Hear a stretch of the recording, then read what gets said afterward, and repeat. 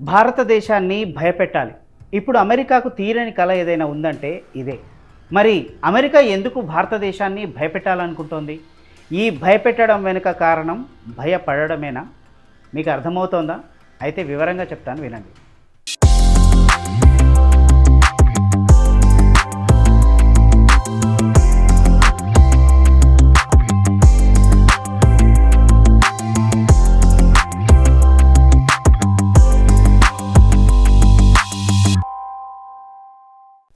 మిత్రులారా నమస్కారం. Welcome back to the Indian view channel. నేను మీ శ్యామ్ అనుమాల. ప్రపంచ పరిణామాలను విశ్లేషించుకుందాం భారత్ మరియు ధర్మం అనే కోణం నుంచి. ఇంకా ఎవరైనా మన ఛానల్ను సబ్స్క్రైబ్ చేసుకోకపోతే దయచేసి చేసుకోండి. నాకు తెలుసు ఈ ఒక్క పని నా కోసం చేస్తారని. తనకు తాను ప్రపంచానికి పెద్దన్నగా చెప్పుకునే ఒక ఆయన ఉన్నాడు. నేను చెప్తే ఏదైనా జరుగుతుంది అంటూ ఉంటాడు. తాను ఫోన్లో మాట్లాడితే చాలు ప్రపంచం గజగజ వణుకుపోతుంది అంటాడు. ఇదైతే ఇప్పటిదాకా జరిగింది. కానీ మొట్టమొదటిసారి ఆ బ్లాక్మెయిలింగ్కు ఎదురుదెబ్బ తగిలింది. ఆయన ఫోన్ కాల్ ఆన్సర్ చేయబడలేదు. ఒక్కసారి కాదు, పదే పదే చేసిన ఇదే పరిస్థితి. ఆ బ్లాక్మెయిలర్ అమెరికా అయితే ఆ ఫోన్ కాల్కు రెస్పాన్స్ ఇవ్వని దేశం ఇండియా. బ్లాక్మెయిల్ బెదిరింపులకు ఇక ఫుల్ స్టాప్ పడినట్లే. మిత్రులారా ఒక్కసారి ఆలోచించండి. అమెరికా ఎందుకు భారతదేశాన్ని భయపెట్టాలనే ప్రయత్నం చేస్తోంది? తన దగ్గర ఉన్న అణుబాంబులు, సైనిక శక్తి, యుద్ధ విమానాలు, ఆర్మీ పరిమాణం చూసుకునే కదా. కానీ నిజం ఏంటంటే అమెరికాకే ఇప్పుడు భారత్ అంటే భయం పుట్టింది. నిజానికి భారత్ అమెరికాను శత్రువుగా చూడటం లేదు. ఆ మాటకు వస్తే అసలు పట్టించుకోవటం లేదు. కానీ అమెరికా మాత్రం భారత్ను శత్రువుగా చూస్తోంది. ఇలా అమెరికా తనకు తెలియకుండానే భారత్ స్థాయిని ప్రపంచానికి చాటుతోంది. ఎందుకు అంటే ఇప్పుడు భారతదేశం గ్లోబల్ పొలిటికల్ గేమ్ను మార్చేసింది. ఆట రూల్స్నే మార్చేసింది. భారత్ ఆడుతున్న గేమ్ను ఆపడానికి అమెరికా సహా ఎవరికీ మార్గం తెలియడం లేదు. అసలు భయం ఎక్కడి నుంచి వస్తుంది అంటే నువ్వు ఇంకొకరిని కంట్రోల్ చేయలేమని తెలిసినప్పుడు వస్తుంది. అమెరికా అదే స్థితిలో ఉంది. అమెరికాను ప్రపంచానికి పెద్దన్నగా చెప్తారు. దశాబ్దాల పాటు అమెరికా ఆట ఆడించింది. వారు జంప్ అని ఆర్డర్ చేస్తే దేశాలు ఎంతెత్తుకు ఎగరాలి అని అడిగేవి. అలా ఉండేది పరిస్థితి. అమెరికాకు కోపం వస్తే దేశాల ఆర్థిక వ్యవస్థలే కూలిపోయేవి. వారు డాలర్ ఊపితే ప్రపంచం లైన్లో నిలబడి వినేది. కానీ ఇదంతా నిన్నటి వరకు. ఇప్పుడు ఇదిగో వచ్చేసింది ఇండియా. నిశ్శబ్దంగా, ఒక క్రమశిక్షణతో, నిరంతర కృషితో, ఎవరికీ తెలియకుండానే ఒక భారీ బలమైన శక్తిగా మారిపోయింది. ప్రపంచం భారత్లోని పేదరికాన్ని భూతద్దంలో చూపించి ఎగతాళి చేస్తుంటే, చిన్నపాటి కలహాలను తీవ్ర సమస్యగా చూపిస్తూ నవ్వుకుంటుంటే, ప్రపంచమంతా నిండిపోయిన అవినీతిని భారత్లో మాత్రమే ఉన్నట్లుగా చూపించే ప్రయత్నం చేస్తుంటే, భారతదేశం మాత్రం ఆ అవమానాల రాళ్లనే ఇటుకల్లా వేసుకుంటూ భవిష్యత్తును పటిష్టంగా మార్చుకుంటూ, శాస్త్రవేత్తలను తయారు చేస్తూ, మేధాశక్తిని, యువశక్తి సామర్థ్యాన్ని పెంచుకుంటూ, శ్రమతో పరిశ్రమలను నిర్మిస్తూ వచ్చింది. భారత్ అంటే దుర్బల దేశం అన్న అపోహ తెర ఒక్కసారిగా కరిగిపోవడం చూసి అమెరికాకు షాక్ కొట్టింది. ఇప్పుడు అమెరికాకు అర్థమైంది భారత్ను ఇక ఎవరూ ఆపలేరు అని. అయితే ఇది ఒక్క రాత్రిలో జరిగిందా అంటే కాదు. ఇది సహనం, శ్రద్ధతో కూడిన క్రమశిక్షణతో పాటు తగ్గేదేలే అన్న భారతీయుల ధైర్యం. రాను రాను తన ప్రభావాన్ని కూడా భారత్ దాటిపోవడం వారికి కనిపిస్తోంది. ఇదే అమెరికాను భయపెడుతున్న అసలు కారణం. ఇప్పుడు భారతదేశం వంచాలని చూసినా వంగదు, మూలకు నెట్టినా కూలిపోదు. అందుకే భారత్ను టారిఫ్లతో అణచేందుకు ప్రయత్నించారు. పాలసీలతో డిక్టేట్ చేయాలనుకున్నారు. తమ యుద్ధాల్లోకి లాగాలనుకున్నారు. కానీ భారతదేశం నో అని గర్జించింది. బలంతో, ధైర్యంతో, కోట్ల గొంతుకల శక్తితో కుదరదని చెప్పేసింది. అసలు ఇండియా విషయంలో అమెరికాను భయపెడుతున్న అంశాలేంటో ఒకసారి చూద్దాం. మొదటిది టెక్నాలజీ. 20 ఏళ్ల క్రితం సూపర్ కంప్యూటర్ తయారు చేయాలి అంటే, అంతరిక్షంలోకి వెళ్ళాలి అంటే, ప్రపంచ స్థాయి క్షిపణి తయారు చేయాలి అంటే అమెరికా, యూరప్, రష్యాలకు మాత్రమే సాధ్యం. కానీ కాలం మారిపోయింది. ఈరోజు భారత్ తక్కువ ఖర్చుతో వేగంగా, మరింత అద్భుతంగా తయారు చేస్తోంది.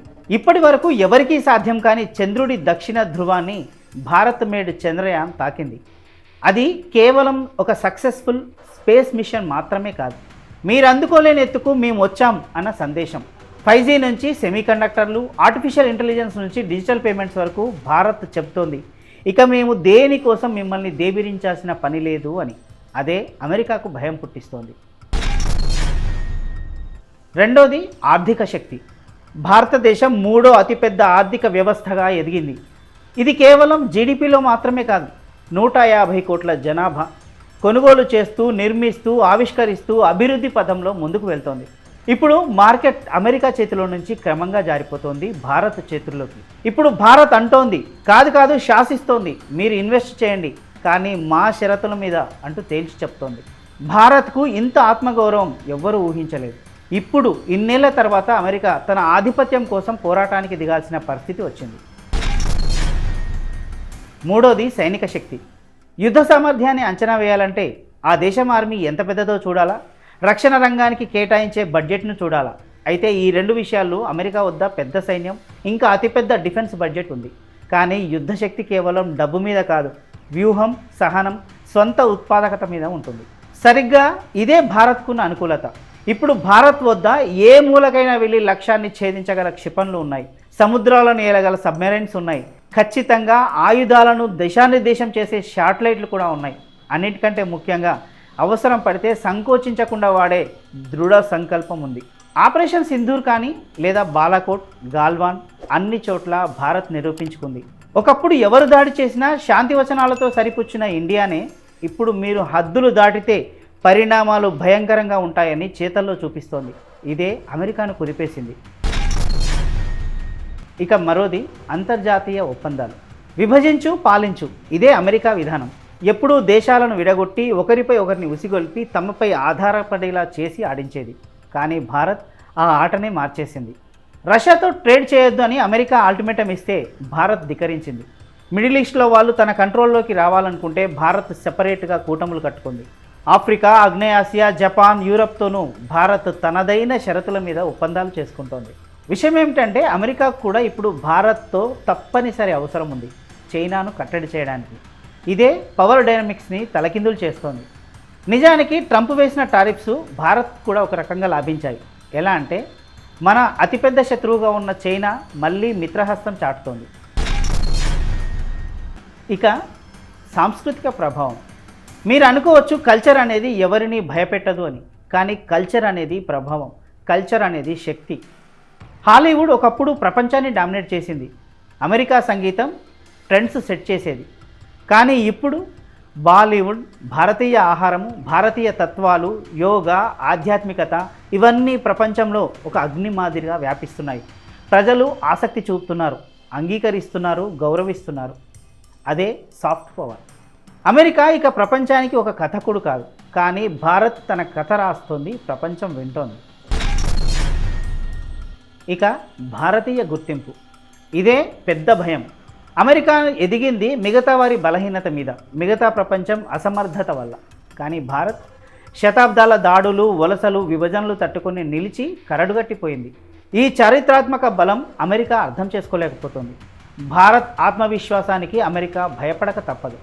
మిత్రులారా, అసలు విషయం ఏంటంటే భారతదేశం ఈరోజు ఎలా ఉందో అన్నది కాదు అమెరికాను భయపెడుతున్నది. భారత్ రేపు ఎలా మారబోతోందో అన్న విషయమే కలవరపెడుతోంది. అమెరికా గుత్తాధిపత్యానికి ప్రపంచం బైబై చెప్పేసినట్లే సమానత్వం ఉండే కొత్త యుగం రాబోతోంది. ఆ యుగాన్ని తీసుకువస్తున్న శక్తి భారత్. ప్రపంచ పెద్దనకు ఈ విషయం అర్థమైపోయింది. కానీ భారత్లో మేధావులుగా చెప్పుకునే కొందరికి మాత్రం భారత్ శక్తివంతంగా ఎదగడం చూసి తట్టుకోలేకపోతున్నారు. వారి మనస్సులో నిండిన గుడ్డి ద్వేషంతో విదేశీ శక్తుల పాటను పాడుతుంటారు. ఏదేమైనా ట్రంప్ టారిఫ్ వార్ భారత్ అంటే ఏంటో ప్రపంచానికి కొత్తగా పరిచయం చేసింది. ఇంతకీ ఈ విషయంపై మీరేమనుకుంటున్నారో మీ కామెంట్లో తెలియజేయండి. లైక్, షేర్, సబ్స్క్రైబ్ చేసుకోవడం మర్చిపోకండి. జై హో ఇండియా. సైనింగ్ ఆఫ్ మీ శ్యామ్ అనుమాల. జై హింద్.